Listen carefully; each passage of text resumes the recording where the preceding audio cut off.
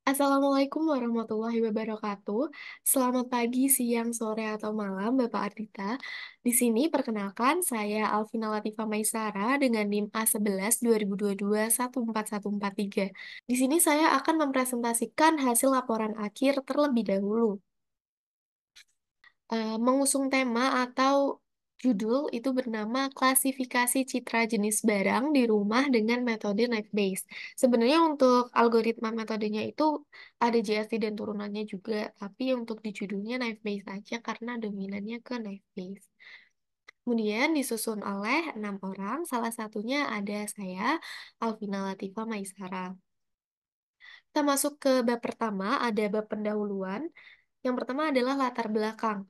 Jadi latar belakang dari kami mengambil tema klasifikasi citra adalah bahwa sistem yang dapat mengidentifikasi dan mengkategorikan barang-barang rumah tangga secara otomatis dan akurat sangat diperlukan.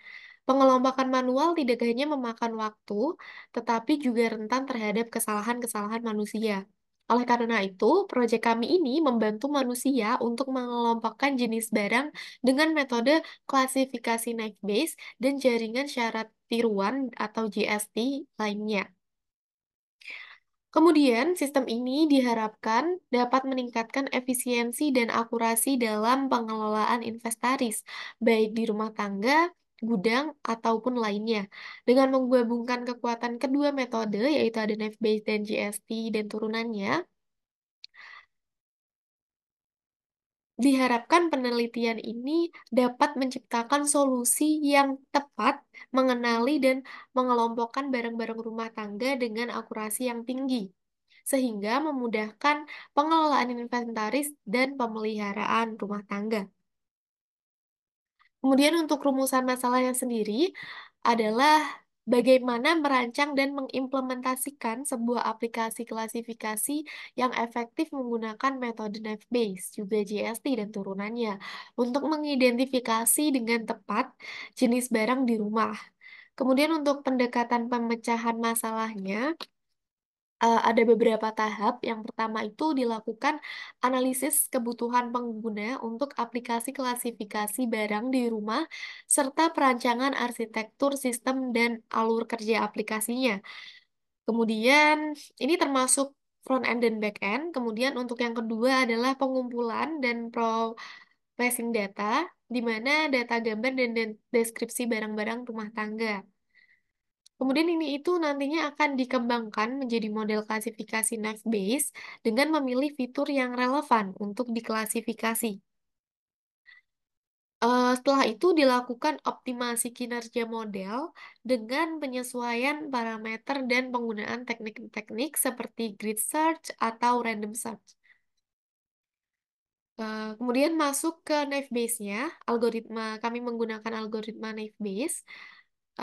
Mengapa kami menggunakan knife base? Dikarenakan yang paling cocok dengan klasifikasi gambar itu adalah algoritma knife base.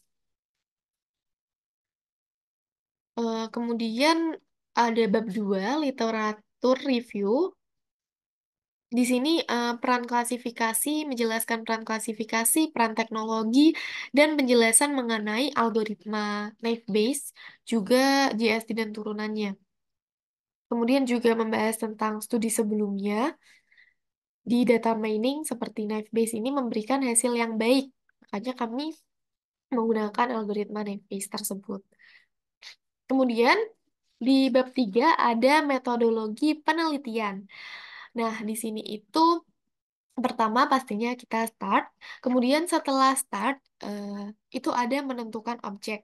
Menentukan objek di sini kami mengidentifikasinya dengan klasifikasi barang dapur.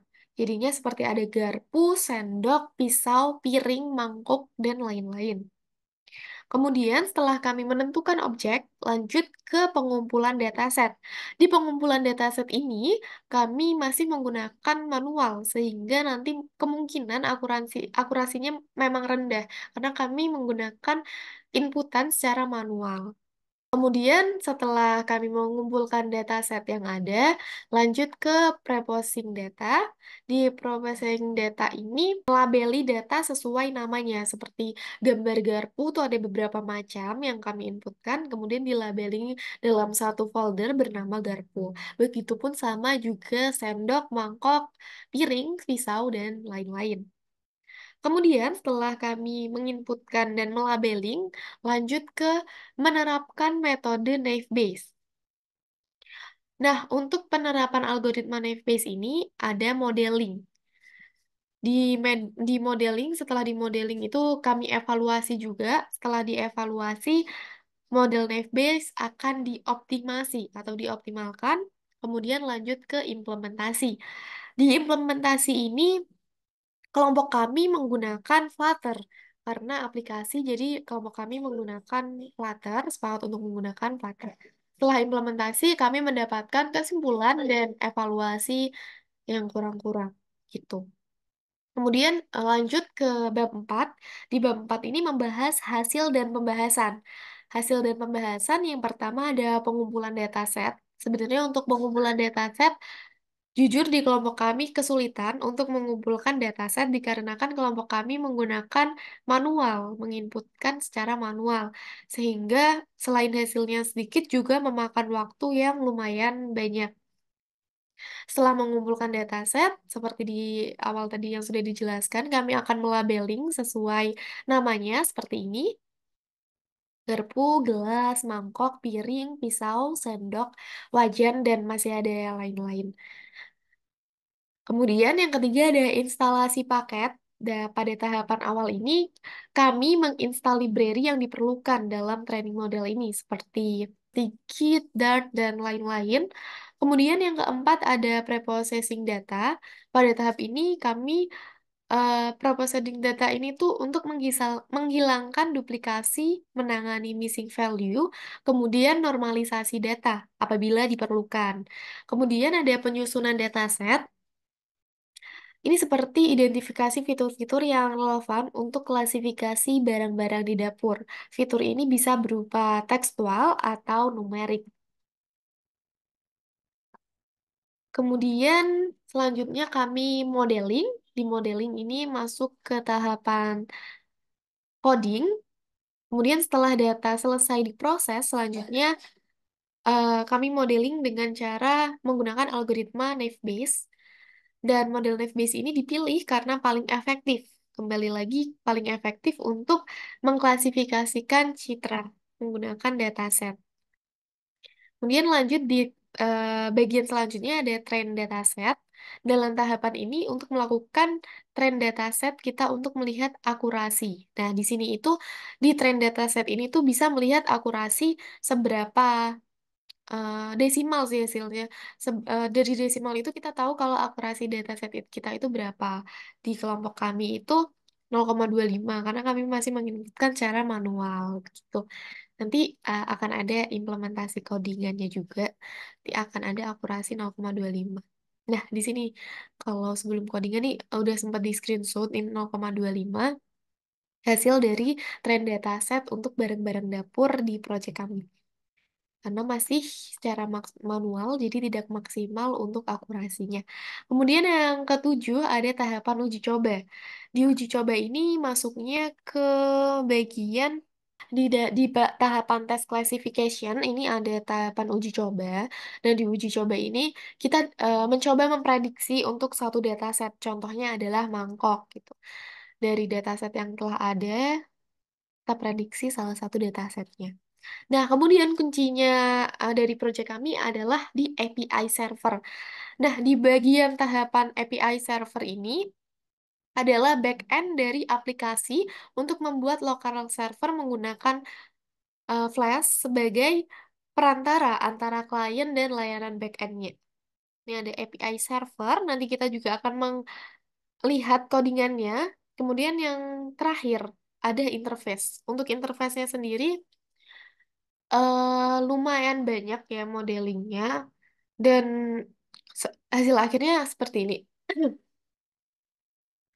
Ini untuk barang-barang dapur, ini untuk halaman awal setelah kita menyambungkan dari laptop ke HP menggunakan kabel data, nanti akan muncul seperti ini terlebih dahulu.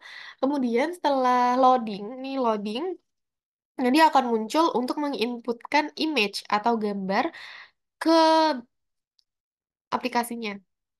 Nah, setelah mengetes dataset, nanti itu aplikasinya kan kamu menggunakan Flutter.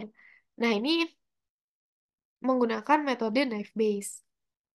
Kemudian ini adalah pop-up atau keluaran atau output dari hasil klasifikasi barang-barang dapur menggunakan metode knife base. Misalnya tadi itu kita menginputkan gambar garpu. Garpunya itu terserah mau diinputin misalnya langsung di foto juga bisa. Nah, nanti hasil klasifikasinya akan menampilkan pop-up atau tampilan garpu gitu dengan nama garpu. Yang terakhir ada bab 5. Bab 5 ini membahas kesimpulan dan saran.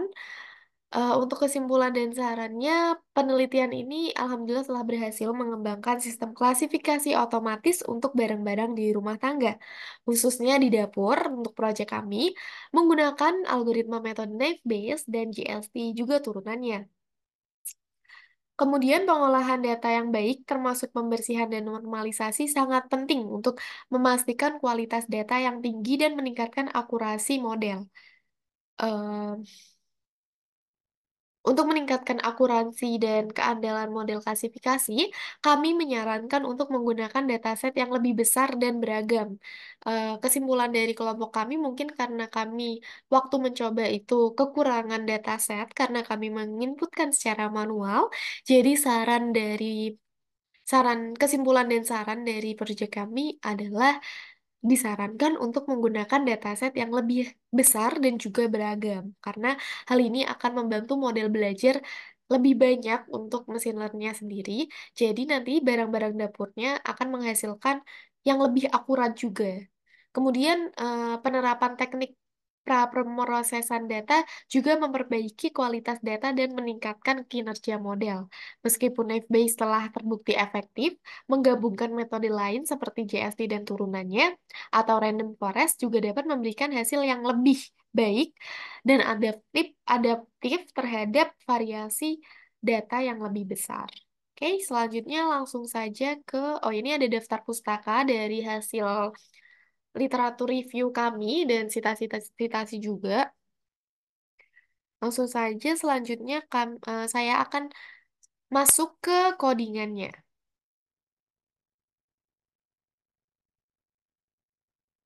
Oke, di sini sudah terlihat.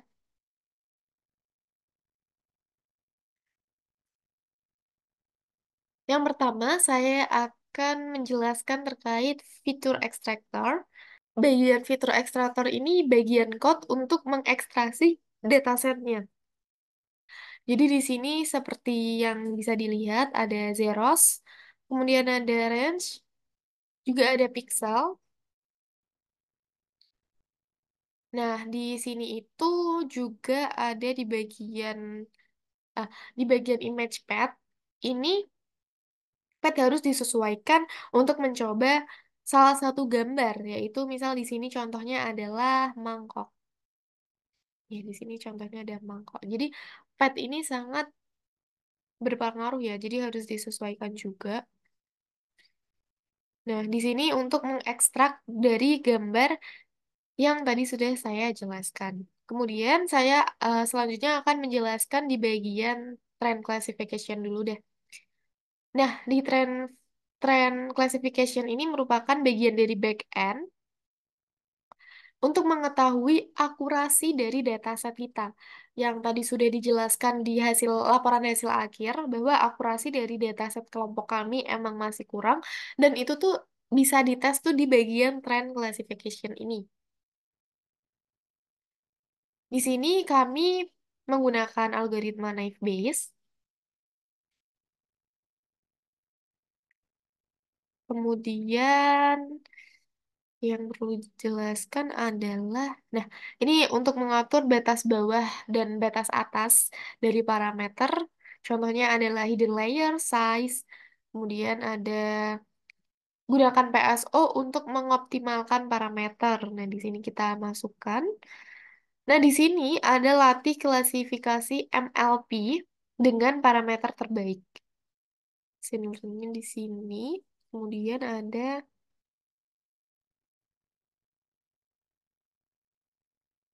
nah, di sini juga ya, kita menggunakan Naive Bayes.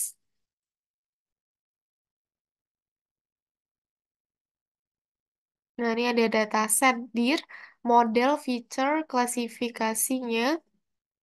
Oke, kita coba run aja ya untuk melihat akurasi dari dataset project kami. Kita runnya itu menggunakan Python, Python debugger, Python file. Kalau nggak bisa ya. Ini di run, kemudian di start debugging. Oke, kita tunggu. Nah, di sini sudah tertampil, yaitu ada garpu, gelas, mangkuk, piring, pisau, sendok, dan akurasinya hanya 0,25. Seperti yang sudah saya jelaskan tadi di awal, memang akurasi dari proyek kami sangatlah rendah dikarenakan kami masih secara manual dan belum beragam atau belum banyak untuk datasetnya. Jadi setelah dites klasifikasinya memang betul akurasinya hanya 0,25. Oke, kalau trend classification udah, saya mau menjelaskan terkait test classification. Nah, di test classification ini sebenarnya mirip-mirip sama trend classification untuk isinya sendiri, namun bedanya adalah di test classification ini bagian untuk testing dari dataset yang kita punya. Klasifikasinya ini contohnya adalah mangkok. Sama ya, seperti yang tadi juga mangkok di sininya. Nah, kalau di trend data itu kan tadi ada dataset dir ya. Nah, kalau di test classification itu tidak ada dataset dirnya, tapi dataset dirnya itu dihilangkan dan diganti test image path nih. Test image path. Karena kan emang untuk mengetes ya, untuk testing begitu. Oke, kita langsung aja ya coba kali hasilnya itu gimana, hasil dari pixelnya. Jadi kalau trend dataset itu kan bisa lihat akurasinya. Nah, kalau di test classification ini bisa lihat pixel-pixelnya gitu. Hasil dari test classification-nya sama seperti yang tadi menggunakan Python debugging, kemudian kita run.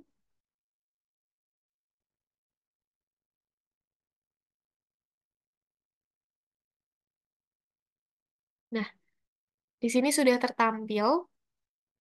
Nah, untuk eh, pixel-pixelnya di sini bisa dilihat prediction.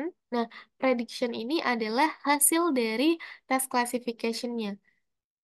Nih, hasil dari test classification-nya. Oke, mungkin itu aja ya kalau untuk codingan yang penting-penting. Oh enggak, yang paling penting adalah API server sama main dart ini juga penting. Tentu saja kita masuk ke main dart menggunakan main dart untuk Flutter-nya. Di sini banyak ekstrasi-ekstrasi ya. Nih ekstrasi-ekstrasinya sangat banyak yang wajib dipakai ketika menggunakannya. Contoh Flutter application, ini juga ada Flutter plugins, kemudian ada ini Pups Pups Pack ini untuk logonya ya, untuk logo dari klasifikasinya kita yang ada di Flutter. Tapi yang paling utama itu adalah sebenarnya ini API server. Ini yang paling utama. Karena membuat laptop kita menjadi server dan HP Android kita itu menjadi aplikasi yang nantinya akan kita jalankan. Jadi kita membutuhkan untuk menyambungkan ke Flutter kita membutuhkan HP juga kabel data. Di sini saya udah menyiapkan HP dan kabel data. Langsung saja kita coba. Jadi itu nanti HP akan diproses. HP-nya ini tuh disetting dulu ke sistem operasi.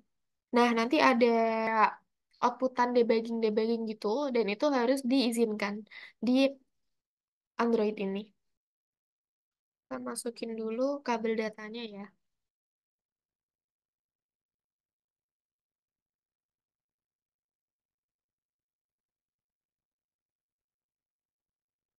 Dan kita masukkan ke sini. Nah, nantinya di HP itu akan ada akan ada pemberitahuan untuk mengizinkan. Nah, syaratnya adalah WiFi di WiFi di laptop juga harus sama seperti WiFi yang ada di HP kita. Jadi untuk menyambungkan itu alamat uh, IP WiFi dan juga alamat IP dari WiFi laptop dan HP itu harus sama agar tersambung platernya begitu. Oke, lanjut dulu ke maindet deh. Ini masih nunggu juga. Maindet sendiri itu sebenarnya adalah front end dari Flutter yang nanti akan kita implementasikan setelah ini di HP. Nantinya juga bakalan ada pop-up. Kalau misalnya gambar kayak if else-nya gitu, kalau misalnya gambarnya nggak bisa terbaca gitu, nanti bakalan ada namanya gitu. Nah, kayak gini, no image select. Nanti bakalan banyak pemberitahuannya, itu ada di sini semua, karena ini adalah seperti interface-nya gitu, ini front end-nya. Banyak kayak ini juga tulisannya warna apa gitu ya, kita udah atur semuanya di sini. Nah, ini juga bulk main. Bulk main itu seperti loading. Jadi nanti waktu kita masuk ke HP-nya, itu di HP-nya waktu di halaman awal bakalan ada bulat-bulat seperti proses loading dan itu tuh di codingan tuh masuknya ke bulk main screen. Mungkin di sini juga ada nih di server.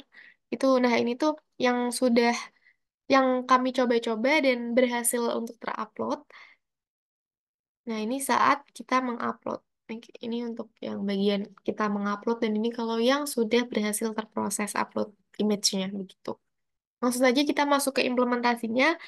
Seperti tadi di awal, yang pertama kita butuhkan adalah HP Android. Setelah itu, kabel data, kabel data. Setelah kabel data dicolokkan dan di HP akan muncul notif debugging, kita harus klik izinkan. Kemudian kita run aplikasi API servernya. Ini kita run. Nah, setelah mengerun API server, kita juga mengerun main Dart. Ini juga kita run.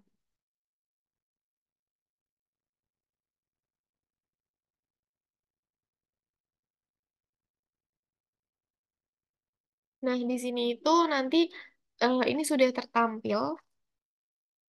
Kita, saya menggunakan HP di sini. Kita tunggu. Di sini sudah berhasil ada di HP. Nah, ini bulat-bulat ini itu seperti yang tadi saya bilang, bulk main. Nah, di sini barang-barang dapur. Kemudian kita klik pilih foto, karena ini belum dipilih ya. Kita klik pilih foto, pilih dari galeri. Nah, kemudian kita menyocokkan nih, yang klasifikasinya emang barang dapur. Kita scroll ke bawah. Nah, sudah ketemu garpu. Kita memilih untuk garpu, kemudian klik upload foto. Nah, hasil klasifikasi akan tertampil garpu. Kita klik OK. Begitu pula, sama halnya apabila kita menginputkan mangkok, maka akan terupload mangkok juga. Itu sesuai dataset yang kita punya. Mungkin kalau datasetnya belum kita upload, kita belum menginputkan karena kita upload secara manual, jadi nanti bakalan tidak ada kayak pop-up-nya bakal no image. Itu saja ya yang dapat saya presentasikan untuk hasil akhir project dari kelompok 6. Mohon maaf apabila masih banyak kekurangan, terutama di bagian dataset. Kelompok kami paham kalau masih kurang banyak banget dan akurasinya hanya 0,25. Semoga dapat dimaafkan. Terima kasih. Semoga bermanfaat. Wassalamualaikum warahmatullahi wabarakatuh. Hmm.